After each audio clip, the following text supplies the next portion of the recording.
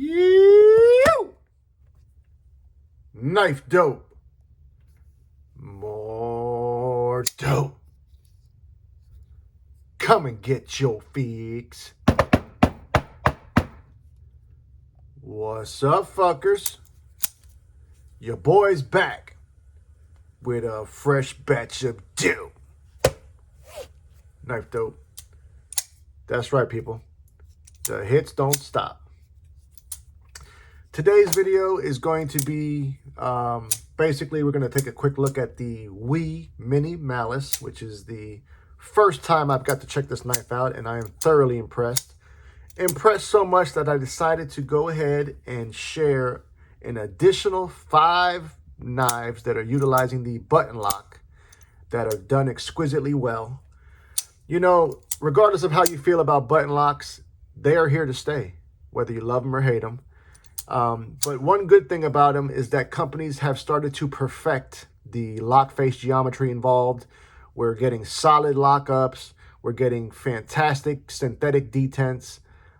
They're dialing it the fuck in, you know? So because of that, I wanted to go ahead and share these other 5 knives. But yeah, that's what we're going to get to today. However, I want to be forewarned, there is one knife you will not be finding on this list, regardless of how much I love it. And that's going to be this one, the Spyderco Smock.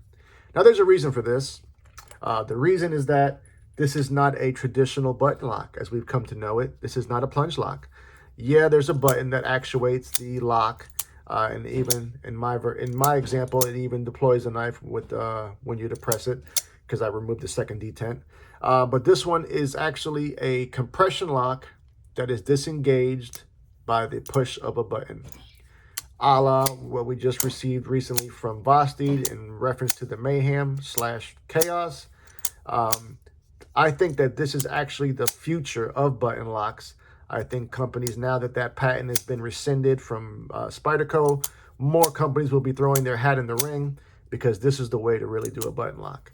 But nonetheless, there are some great ones out there, and we're going to check them out. Coming in hot. First up is going to be this one. This just landed across my desk last night.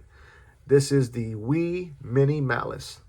Now, I had known about the Mini Malice for the, you know, ever since it dropped. I had known about it. Had always had my eyes on it. I just never pulled the trigger. In the beginning, it was because these were selling out rather quickly. And I think in the beginning, I was still hesitant to spend over, you know, that much money on a knife. This currently comes in at $254. And believe it or not, there was a point in my career, rather my goddamn journey, where I thought that was absurd, spending that much on a knife. Crazy how shit changes though, right? But I digress. We've got a close length coming in at 3.94 inches.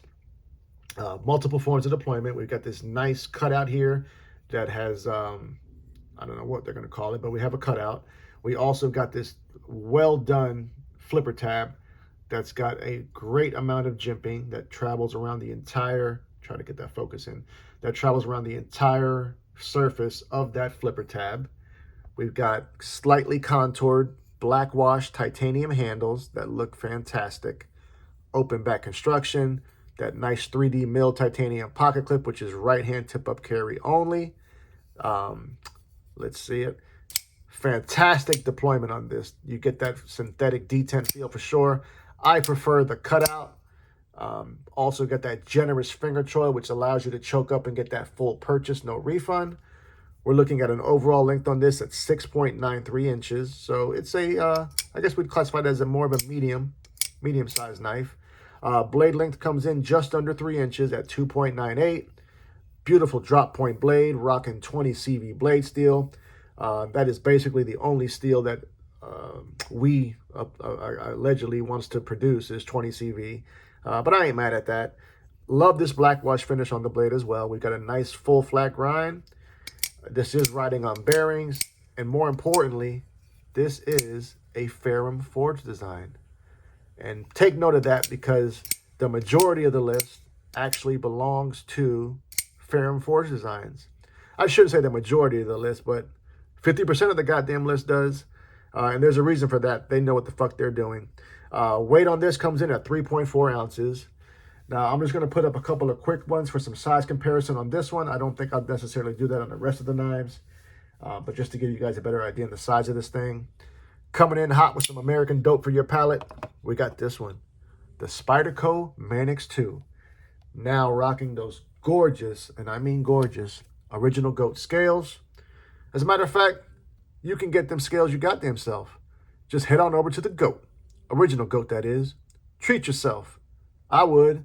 Just be sure to use code FUCKER for 15% off your purchase. Okay, people, that was the setup. I had to do it. All right, next up, the Para 3. So actually, that Mini Malice is actually even a little bit smaller than the Para 3. So that hopefully those two knives gives y'all a better idea of the size of this Mini Malice. But I'm impressed. Very, very much so. Yeah, I was late to the party, but at least I showed the fuck up. So that's number 1 on the list. Now let's get to these next 5 knives that are, these next 5 knives that are perfect examples of button locks. Coming in hot with some more American dope for that palette. Here we go. This is the Hogue X01. This is a recent acquisition for me. This model has been out for quite a while though. This is the smaller version to this series of Exo knives they got. They also come in automatic form as well. But this is fantastic. We've got single form deployment, which is this well-placed flipper tab. Allows so much leverage. Snappy goddamn detent. She flies out. Almost comes all the way back to the house, but she needs a little bit of encouragement. And there's a reason for that. Whatever they have going on here internally, you can when you go to close the knife, you feel it lock in. You know, it almost gives you the sense that it's an assisted knife, but it's not. But whatever they're doing with their lock face geometry, that's just the way it works. We've got a beautiful drop point blade with a gorgeous stonewash finish. CPM 154 is the blade steel. This has got more of a thicker blade geometry there. It's rather thick behind the edge, but still fully capable. Love these high quality aluminum handles. Love that vibrant blue color as well. We almost got a full length aluminum backspacer. Got a pocket clip that is right or left hand tip up carry. They even give us a nice cover plate. Not deep carry by any means, but deep enough. That's what she said. This smaller size knife, like I mentioned, I can squeeze 4 fingers on there, but if I get it in the trigger hold, I can comfortably get 4 fingers on there. I know I said I wasn't going to do it, but I lied. Let's put up 2 quick ones for some comparison. Basically, I'll just possibly keep using the same 2 over and over since these are universally known at this point. First one is going to be the Para 3. Next up, Manix 2. So there you see that X01 in comparison to those 2. Let's get to the next one. Okay. This next one's coming from a company who they seem to figure out this whole thing quite a while ago. And this is the Kizer Hyper. Now, there are several knives from Kizer that utilize the button lock. And as long as none of them are the Towser K button lock, you're good to go. Don't know what the fuck happened there, Kizer. But anyways, I digress. We've got this beautiful modified sheep's foot apparatus for our blade shape. S35 VN blade steel. Kizer does such a good job on their stonewash finish as well. Now, let's talk about the action. They got it dialed in as well, you know. Snappy little detent. She flies out. Comes right back to the house. Very, very smooth action. I'm actually, you know, I wasn't quite sure how I was going to feel about this when I first got the knife. This, you know, this open construction here.